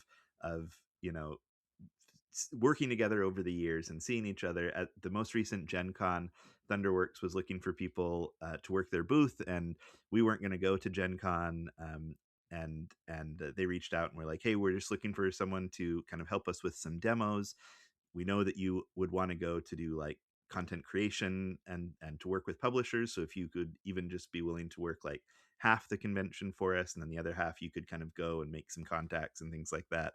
Like, they've been so supportive of me and what I've been trying to do, and I really do enjoy the games that they put out as well. And it's just become one of those relationships that I'm really like happy with, and that makes me feel excited about this hobby. It's not about like, oh, someone sent me a free game. It's like someone sent a game, and that's the door to a new relationship and a new friendship and a new opportunity to kind of understand what they're doing and what their goals are and what they want to do, and for them to see the same about me. And so I feel like that's one that sticks out in my mind as really one of those moments where I was like, this whole board gaming thing, whether it's just at the table or whether it's the wider business, it's just people wanting to connect with people, and that's awesome. I love that. Absolutely. So yeah, that's Yeah, my number four. that's super cool. Last but not least, I'm going to piggyback off your original intention for your number four, which I didn't know was your intention at the time, but I'm going to give a shout out to Paladins of the West Kingdom from Garfield Games, which is game number two in the West Kingdom trilogy after Architects. And we had bought Architects at the beginning of 2019, I believe, and really liked it. We really enjoyed what it had to offer. And so when they announced Paladins was it in Kickstarter that spring, I didn't know what Kickstarter was. I'd never heard of it, but I was like, well, I want this game, so I'm going to go throw money at it. And because I liked Architects, Paladin sounded even more interesting to me. And so it was my first foray into Kickstarter, which, as of me looking this afternoon, after that in the spring of 2019, I have backed 77 projects on Kickstarter, which sounds like a lot, but it's not near as much as other people. So I was just about to say, Chris, those are rookie numbers. they are You're in now the single A, not even the triple A yet, the problem. Sure, yeah, let alone the majors. the problem is the first 2 years were probably half of that. And I have made myself slow down. There are so many games I'm like, and there are times where I'm just like, I can't even like. I'll see something's coming to Kickstarter, like I don't even open it. I can't even look at it. Yeah. And so I've had to tell myself to back way off and slow way down, mostly because of budget, also shelf space. my my wife and I right now, we're having what we're calling a ramen year, which is basically like we're trying to not spend as much money, right? Yeah, And we were just talking about that tonight, in fact, before I came down to record, and I was like, we're actually doing pretty well, right, in terms of like cutting back on our spending and things. And she said, yeah, for me it's been really good because I haven't been on TikTok as much, and so I'm not like seeing things in the shop there that I want to buy and buying them and stuff. And she kind of looked pointedly at me and was like, and you could not visit Kickstarter sometimes. I'm like, yeah, you're right. You're right. I You're mean, right. sometimes you just trip and fall, and next thing you know, Kickstarter says, "Hey, thanks for backing this project." May or may not have happened last week. Um, and the cool thing is, I'd like to say, a lot of people have negative thoughts and opinions about Kickstarter because of the risk that can be involved. Out of those 77 projects, two of them have not delivered. Yeah. And one of them is for sure not going to deliver. They finally announced a few months ago after, good gracious, that was in like May of 2020. They finally announced the last quarter of last year that it, in fact, wasn't going to be able to come out. And they're going to try to offer portions of refunds to people. We'll see if that happens. And the other one, Who knows? It's kind of a controversial topic if you are familiar with chai, Yeah, yeah. or chai tea for two. We backed the tea for two Kickstarter and added the original deluxe game on as well. And the company ended up filing for bankruptcy. And they came on last summer and were like, hey, we're going to get your games to you. And here's our plan. And then they haven't posted anything since then. So who Right. knows? Everybody got really excited and was like cautiously optimistic. Who knows if it's ever going to come? If it does, I may not even open it. I may just try to sell it on the spot. Who knows? We'll see what I feel like if that ever happens. But I feel like 2 out of 77, it's a pretty good ratio. It's So not I'll bad. take it. Yeah. I'll take it.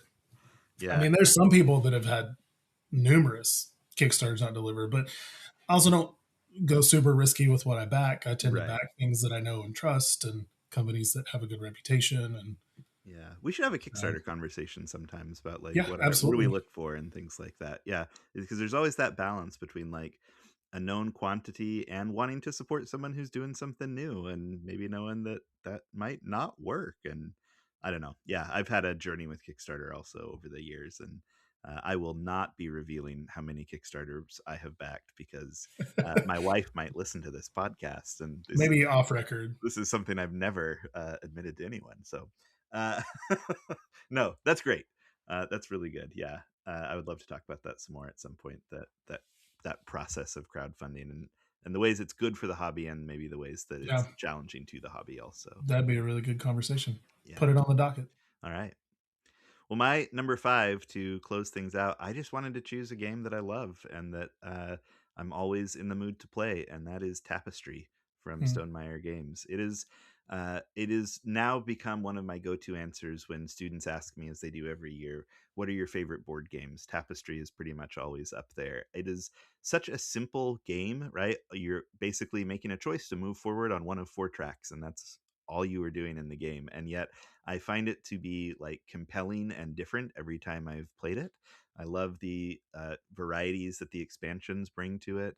I am a pretty much, as you can probably tell from the games that I've listed here, I like all kinds of games, right? I like big silly dice chucking, what some people call Ameritrash games. I like Euro games that are head down and working on your own thing. I like interactive games. I like most types of games, but Tapestry is just one that really presses my buttons in good ways, and I think Stonemeyer Games has this real talent for making games that are accessible to most people while also providing depth for those who want to go deep with them.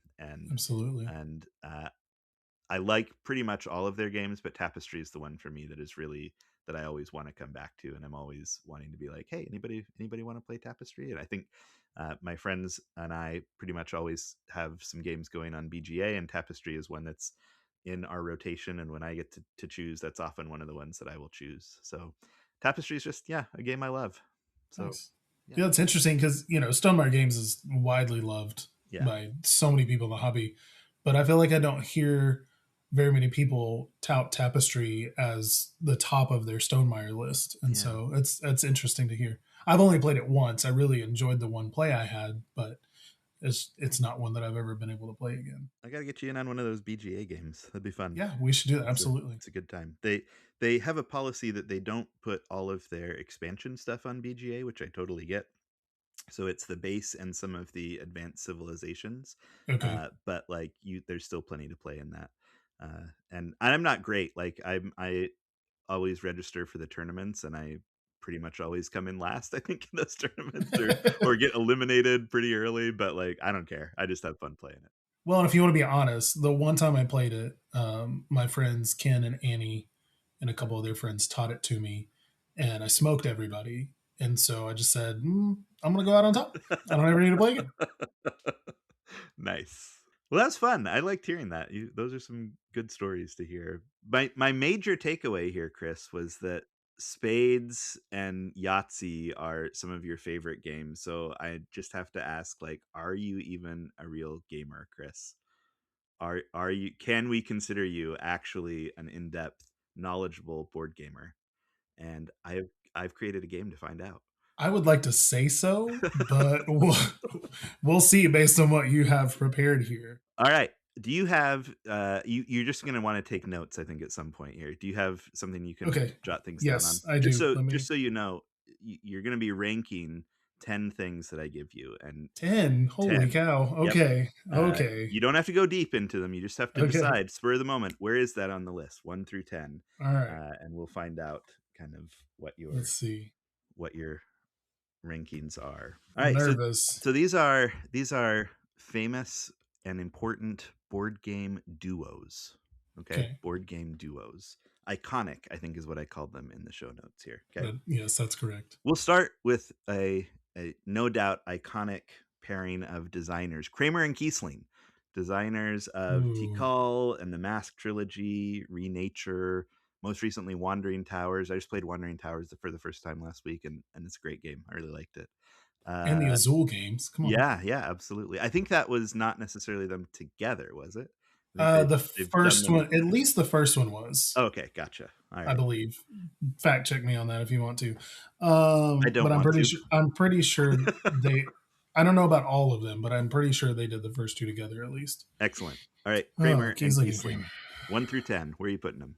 It's funny you say that backwards. I always say Kiesling and Kramer. Oh, well, I don't know why. again, questioning Um, your credentials as a board gamer. So Golly. Yeah, there's 10. I want to put them at 5, right in the 5. middle. All right, start easy. Kramer and Kiesling at number 5. All right, let's go. We'll go on the heavier end here. Okay. Lacerda and O'Toole. So we've got the designer and the Ooh. artist combination. Now, I don't know if you like Lacerda games, but you have to admit that duo, like, there's always something special about their packages. I do enjoy a Lucerda game. They haven't all been big hits for me. Sure. Mostly because one play of them is never enough to gauge. Mm, So yeah. um, I'm going to put them one spot below One at spot. 6. Which direction? Okay. Vital Lacerda and Ian O'Toole at 6. All right, let's go with another pairing here. Near and Far. Near and Far. The Red Raven game. Well, Iconic considering pairing of Near and iconic Far. pairing, considering I've never played it, Oh, I'm going to put it at 10 sure. just because something has to occupy. Well, actually, I'm going to put it at 9. Okay. I'm going to assume that you're going to have something worse at some point in this list. Worse, Near and That Far is great. no, I mean like there's going to be something you're going to throw at me that is deserves the 10 spot. I don't know what you're talking about. Uh, All and right. since I love I've enjoyed the few games of theirs I've played, but more than anything, I love his art style. Yeah. And the box is gorgeous, like all of their boxes. So I'm gonna, even though I haven't played it, I'm gonna put it at 9 instead of 10, just because of the artwork. I think that's a fair pick. I like that. Yeah. All right. You talked about your love of trick-taking games earlier. In fact, you mentioned this one, The Fox and the Forest. Where does that go Ooh, in your iconic Fox and Forest. board game duos? Uh oh gosh, that's tough. Hmm. I I think it's one that's going to end up on the coal pile Mm, after we played it last week or the week before, because I think I've decided Sail is my more preferred two-player trick-taking game. okay. So I think I'm going to put that at number 7, Okay. below Lacerda and O'Toole, because it's still a good game and I still enjoy it. But oh gosh, I'm going to regret these choices, aren't I? I don't know. You're doing fine so far. Okay, I'm okay. not worried yet. I still have 1 through 4 available, and That's you've right. given some really good Uh, choices. yeah. Yeah. All right. Let's go back to a design team here. Simone Luciani and Daniela Tascini. Oh gosh, number 1. Number Yeah, 1. that was one of the things I was waiting on, is for you to throw Luciani at me. I don't know if you know how I much I love Simone Luciani games. I I don't know do if we. know. Okay, I didn't know if we talked about it, but for those that don't know, Luciani is in my top 3 designers of all time, and if not number 1. I really enjoy his games. I tend to enjoy the ones that he does with the rest of the Italian team, Mm, Flaminia Bersini, Nestor Magone. his and Tashini's games are also great, but I tend to enjoy the other ones a little bit more. But since you threw him in there, I've got to put that at number one. Yeah, that's fair. So together, some of the ones they're designed that they're known for are Tzolk'in, Voyages of Marco Polo. I don't know how you pronounce this game. Is it Tilatum or Tiletum? So my knowledge, I remember another podcast talking about it when it came out, and they discovered it was Telatum. Okay, Tilatum. Yeah. But So it has been pronounced about 10 different ways over the years since it came out. So however you want to say it. yeah, definitely. I'll pretend that I'll just say it with confidence. That's the main goal. It is based on an actual place. Yes. So there is a right way to say it. Yes. All right. Let's go. I don't know if I've ever heard you talk about any of these games. So this is Sashi and Sashi, the team behind Remember Our Trip, Let's Make a Bus Route, Come Sail Away, Japanese design publisher here. Where do they go for you? You've got left, by the way, 2, 3, 4, 8, and 10. Well, it's definitely 2, 3, or 4. Okay. Um, Fan. yeah. Great. Big fan. Really just discovered them last year when we played a couple of their games at BGG Spring, which is a convention put on by Board Game Geek Yeah. in Dallas, Texas. I had heard people talking about a couple of their games in front of the elevators being one of them, and just how unique of a card game it seemed. So we played several of those, and then my wife and I, when we went to the fall convention together, we played a few more, and just really cool, interesting games. Remember Our Trip is one of the most unique games I think I've played in a while. Yeah. Just it, the whole concept behind the game was really interesting. I won't go into it now because we don't have time, but I think I'm going to put them at 3. Great. We're 3. So 2, 4, 8, and 10. You're keeping those even numbers open so far. So good job. All right. Let's go crossbows and catapults. Yeah, that's going to go at 10. What? I feel Never like played it, oh, well, there you go. but also doesn't interest me.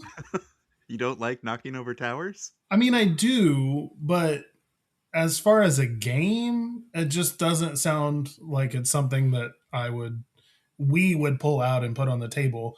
One, it's going to be loud and it's going to be chaotic, and we just don't tend to enjoy those types of games. Sure. So Yeah. Fair enough. All right. Cole Worley and Kyle Ferris. Root, Oath, Arcs.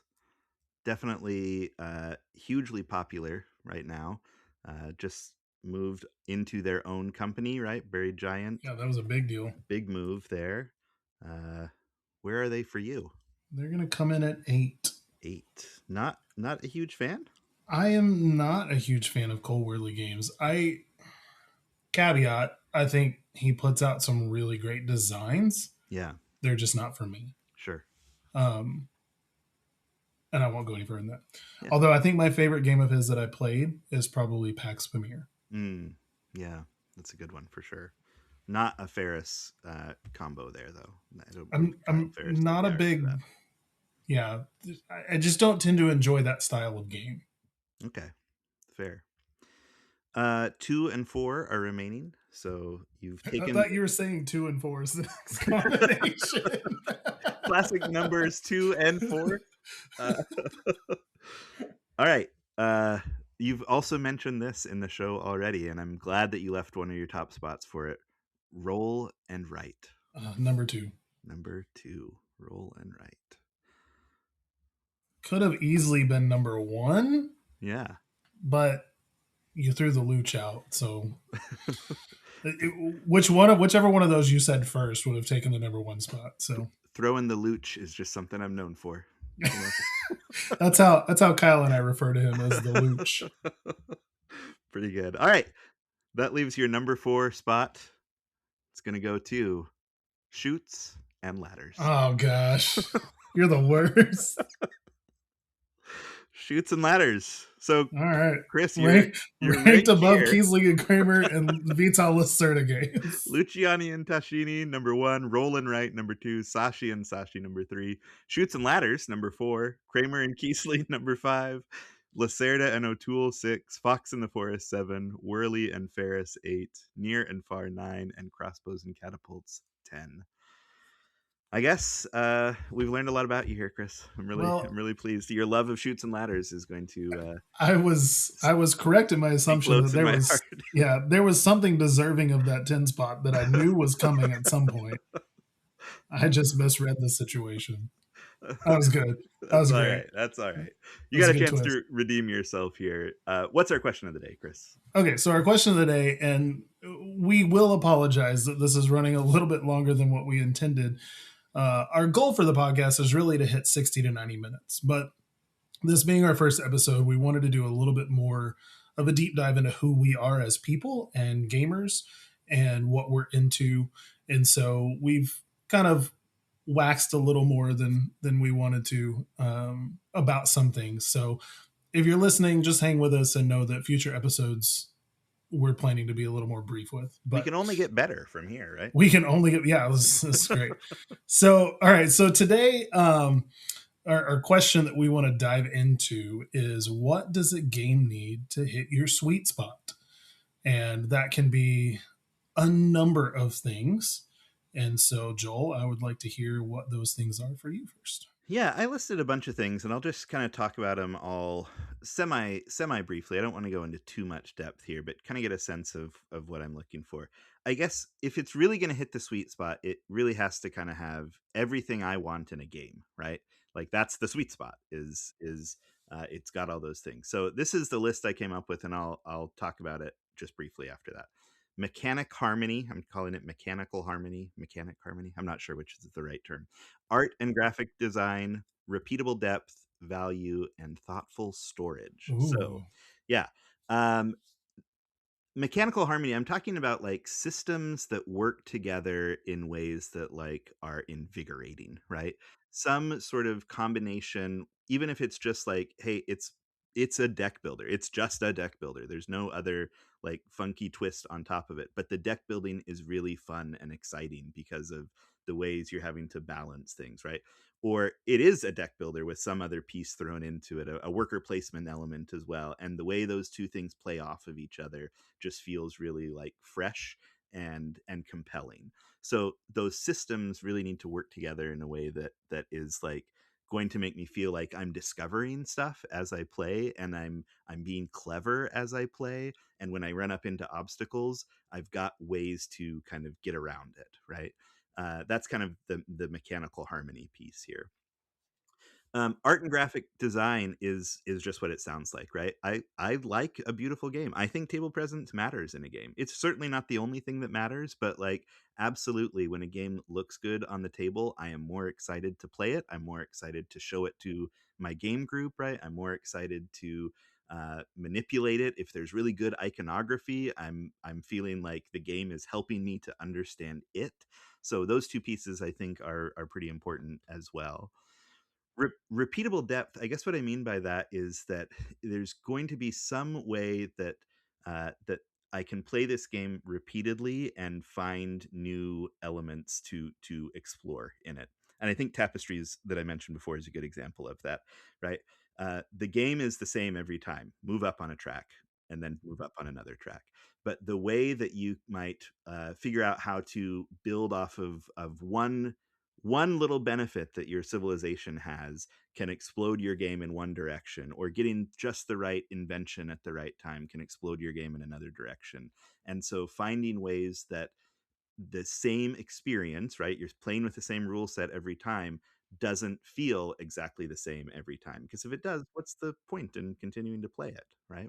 Yeah, absolutely. Value, I'm just talking about, do I feel like I spent my money well on it? And that doesn't mean it has to be cheap, and it doesn't mean it has to be expensive. I've paid, $20 for a game that I've loved, and I've paid $300 for a game that I've loved, and both of them were, I felt like I got my value out of them, right? Because I enjoyed that experience.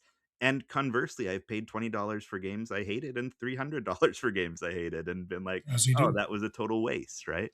Yeah. So I don't think there's like a formula that I have here in terms of like, oh, I'm gonna count how many hours I played it and divide that by the amount I paid, and if I reach the $4 an hour, then it's worth it. I don't have anything like that. I just have to feel like at the end of the day, like, yeah, I we all have choices on what to spend our money on, and I'm glad I spent my money on this, right? It's brought me joy, whether that's Sure. through painting it or through playing it or whatever the case may be. And the last thing is thoughtful storage. And this has become more important to me as my collection has grown because, we don't have a huge house. We have limited shelf space. And I like a lot of games that are really big because of all the miniatures that I like to paint and things like that, or because, I want the nicer deluxe version or whatever the case may be. And Right. so a way for that to be stored in a compact way that makes sense and is easy to get to the table is something that I feel like is so underrated. I get why publishers don't prioritize that in terms of costs. It can cost a lot of money to make a really great storage solution, uh, Hmm. and and certainly I understand publishers wanting to prioritize other directions. And I have probably spent a lot of extra money on trying to figure out how to get multiple boxes down to a smaller space, and I love when a game tries to help me with that process, right? Sure. So those are the things that to me always stand out as like that's the sweet spot. If it's beautiful, if the game systems work well together, if I can play it multiple times and feel like I'm getting my money's worth, and I can put it away and get it out fairly easily, I'm happy. Those are my criteria. How about you? What does the game need for to hit your sweet spot? Is it allowed to just say ditto? Yeah, Or go do I for have to? Do I have to? it. I mean, you said some great stuff there that I definitely agree with. That I just hadn't thought about, but the value piece is great, and thoughtful storage isn't. It's probably not one of my criteria, but I always think it's great. It's a great thing to have for sure if possible. I'd say the biggest thing for us lately, and I say us because my wife and I really are on the same page with this. We've talked a whole lot about it for the last couple of years. Is it's gotta feel unique, Yeah, and what I mean by that is with thousands of games coming out every year, everything can't be a standout, right? There's no way, and right. there's limited mechanics that you can use in game design. Every now and then a new one kind of comes up, but when a designer takes and combines common mechanics in a way that feels fresh and different and unique and engages us in the right way, that's something that we go for, right? Yeah, And yeah, I could list a ton of games that we played last year, but I already mentioned Remember Our Trip. That was one that I played it, and I mean, this is unlike anything I've ever played, yeah, and it was so cool. You mentioned art and graphic design. As someone that has done graphic design work for almost 15 years, I definitely agree with that. I want, and for me, it's kind of a twofold thing. Like I want pretty art, right? I want it to look good. I want it to help you immerse yourself into the game. And you said that it's not a make or break deal, right? Don't give me a beautiful game that has no substance right. because that's not great. But I also don't want something that's just brown. Yeah, Now if it's an amazing mechanical game, then I'll overlook bad artwork. My wife, on the other hand, has a hard time with that because she spent her entire life doing art, and she's very critical of some art in games. But with that, things that I want are clear iconography. mm, If a game's got a ton of icons, but they're not clear, or they're hard to see, or the colors don't match well, it's not gonna, not that the game would be bad, but we're gonna struggle with it, right? Because we want things to be clear and easy to follow, especially in a heavier game. That's so important because if you're throwing a ton of rules at people and a ton of icons, the icons need to be self-explanatory to some degree. They need to be easy to follow and understand. And the artwork, not only do I want good design and artwork, I don't want it to distract from the game, right? yeah, Sometimes there is a line where you can cross where it's too much. And I don't want that, yeah, right? But I still want it to look good. I want it to be immersive and help the game function and flow better. You kind of said this, I think, with the repeatable depth and value, but replayability is hmm, how I usually say that. I want something that uh, when I pull it out, it's just as enjoyable the fifth time as it was the first time. Or like Dice Throne, right? Yeah. We've played it over close to 200 times, and I still have a blast every time we pull it out. Yeah. And some of that, like you talked about Tapestry, some of that is games that offer variable setup. They offer different factions you can try. They often, rule variants and sometimes expansions, but sometimes too much is too much. And that's another topic for another day. And then the last thing I want to say is good at different player counts. Yeah. And it, obviously, a two-player specific game is not what I'm talking about here. We still have a ton of those that we enjoy, but we play mostly at two because my wife is my primary gaming partner. We don't currently have a group we get together with on a regular basis, and so it's got to hit at two, right? And some games just aren't as good at two because they're missing something where you have to put a bot in there to play with you, and sometimes that's good, sometimes it's not. So we need it to hit at two, but our 11-year-old has gotten into bigger games and really enjoys learning bigger games, so it still needs to be good at three. And there's other games that our other kids or a friend will jump in that still need to be good at four. And I'll throw in this special shout out to you and a podcast called Dice Camera Action that Joel was on recently, where they talked about Shackleton Base and talked about playing it at four was kind of brutal time wise. Mm-hmm. And that's not good, right? Because I want it to play similar time at least. And sometimes big games like that, they take a few plays for everybody to get to speed the time up once they learn the game. But I want it to play well and have a good experience across the board at different player counts. Nice. Yeah. So That's a great list. thanks. I'm You happy too. with that. Yeah. That was good stuff. That player count one is interesting. My play group has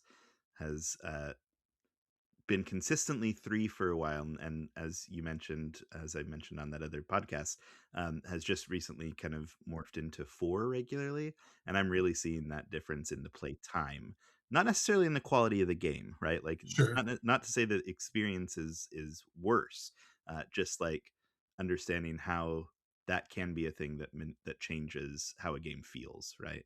Uh, And I'm not saying a game taking longer no, because no, there's no, more no, no. players is bad, just so that I'm I clear didn't there. think you were. I No, I didn't think just you wanted were. to clarify that for the people, the two people that are going to listen to this, our wives. Our wives. But three, because a buddy Ta said he's in. We've got a follower immediately. So thanks, Ta. Shout out. But not that a longer player time, because that's natural. And I think you and Matt even talked about that. Like, there's going to be the same amount of actions per player. Right. And so it's natural that it's going to take longer. But when a bigger game can be doubled by adding a fourth player, Yeah. it's not going to make me want to play it at that player count again. Yeah. Right. And I Yeah. think that's kind of where you were with Shackleton Base. So, Yeah, absolutely. Well, I think, Chris, that looks like a good place to wrap things up for today. sure. Yeah. If you've enjoyed this episode, please rate and review us on iTunes, Spotify, or wherever you listen to podcasts. That's the number one way we can grow the show and bring you more oak and onion action. If you want to learn more about what we're up to, you can follow Chris on Instagram at cpwilson_4. And Joel is on Instagram and TikTok as the Diced Onion. You can also follow our Facebook page, and if you have ideas for show segments, suggestions for games we should play, or just want to say hi, you can also email us at oakonionpodcast@gmail.com, or follow the show on Instagram and TikTok at oakonionpodcast. Until next time, keep your onions fresh, your cutting boards clean, and your table welcoming to everyone. We'll catch you next time. We're off to play some games.